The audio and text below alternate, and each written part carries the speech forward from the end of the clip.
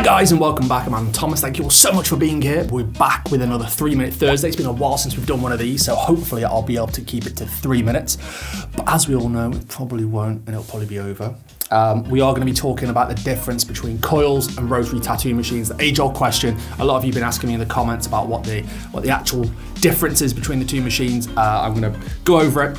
It's really simple, really easy, and hopefully it should keep it to 3 minutes. So yeah, let's jump straight into it. Start it up.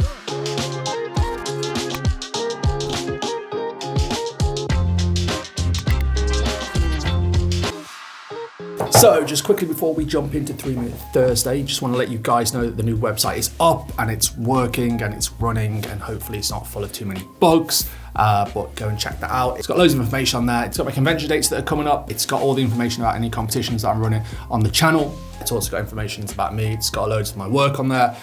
So yeah, make sure to go and check it out. Show it a bit of love, get a bit of traction. And yeah, hopefully you guys enjoy it. If you've got any comments or notes, I'll happily read them. And if we can make any adjustments to the website to make it easy for you guys to get information, I'll happily do it. So yeah, with all that being said, let's put 3 minutes on the clock. Let's jump into 3-minute Thursday.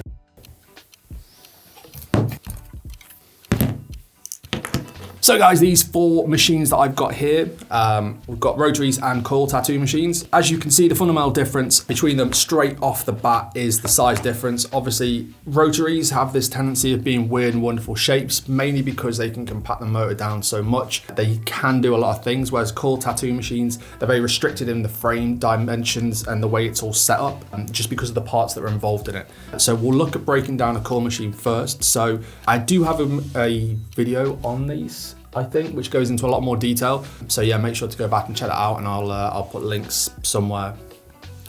But the main sort of drive and power from a coil tattoo machine, which gives it its name, is the fact that it's got 2 copper coils, which are these 2 big things in the middle. This is what mainly gives the machine its weight. So you've got a metal bar through the middle, and then you've got a wrap of copper coil. Obviously, you've got the frame as well, which is going to be made out of metal. Of some description. Yeah, it's in essence just a big block of metal. So it's going to be heavy, and especially once you've got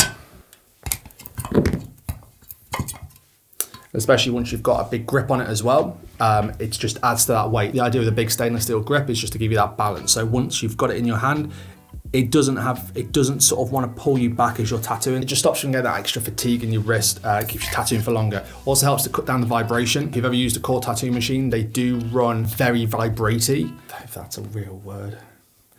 They vibrate a lot when they run, which you do get used to, but obviously that vibration also means they're going to be really loud. The main way a rotary works is in the body of the machine, you've got a little tiny electric motor. The essence of a tattoo machine, you're just trying to make a needle go up and down, pierce the skin. The way a rotary machine works is it's got an offset cam. As the motor spins round, this offset cam then sort of gives you that sort of up and down motion, which then makes this sort of needle bar hit the cartridge and work. Most rotary machines now are all going to be sort of cartridge-based systems. So a lot of them will be direct drive in the sense of you've got this solid bar here, which is the top of your cartridge. Obviously the cartridge has got a bit of either spring or rubber band or the umbrella seal in there, which is going to give you a little bit of flex, but primarily they're direct drive. With the coil machines, you do have back and front springs, which give you that sort of soft wave in the machine, because then obviously you've got a solid bar with the needle bar that runs down through, so that's where you get your slight cushioning from. With the pen style machines, it's a little bit different. There's a little bit more sort of engineering that goes in to make that up and down motion, but primarily it's exactly the same as a rotary. The main difference between these two, this is wireless, so this uses batteries.